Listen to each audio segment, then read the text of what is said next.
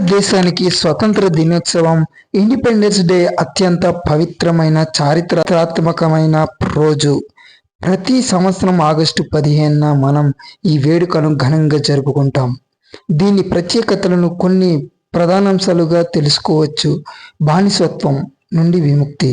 సుమారు 200 సంవత్సరాల పాటు బ్రిటిష్ వారి క్రూరమైన పాలనలో మగ్గిపోయిన భారతదేశానికి ఎంతో మంది స్వతంత్ర సమరయోధులు త్యాగాల ఫలితంగా 1947 ఆగస్టు 15న స్వతంత్రం లభించింది. అర్ధరాత్రి వేళ మిడ్ నైట్ దేశం బ్రిటిష్ పాలన నుండి విముక్తి పొందింది.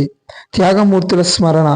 మహాత్మా గాంధీ, సుభాష్ చంద్రబోస్, భగత్ సింగ్, సర్దార్ వల్లభాయ్ పటేల్, లాలా లజపతిరాయ్ వంటి మహానాయకులు మరియు లక్షలాది మంది స్వతంత్ర సమరయోధులు దేశం కోసం ప్రాణాలను తృణప్రాయంగా అర్పించారు. వారి పోరాటాలను, త్యాగాలను స్మరించుకునే ముఖ్యమైన సందర్భం ఇది.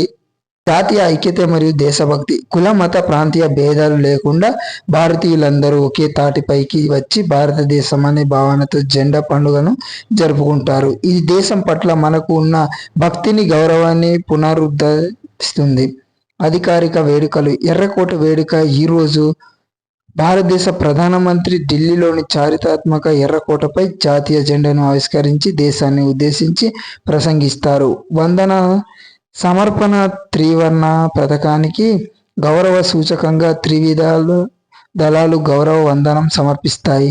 పాటలు, సంస్కృతి. దేశవ్యాప్తంగా పాఠశాలలు, కార్యక్రమాలు, ప్రతి వీధులలోనూ జాతీయ గీతాలు మ్రోగుతాయి. జెండా వందన కార్యక్రమాలు జరుగుతాయి. సారాంశం. స్వతంత్ర దినోత్సవం కేవలం ఒక పండుగ మాత్రమే కాదు, మన రాజ్యాంగం అందించిన స్వేచ్ఛను, హక్కులను ఆస్వాదిస్తూనే దేశ అభివృద్ధికి బాధ్యతాయుతంగా నడుచుకుంటామని ప్రతిజ్ఞ చేసే గొప్ప సందర్భం.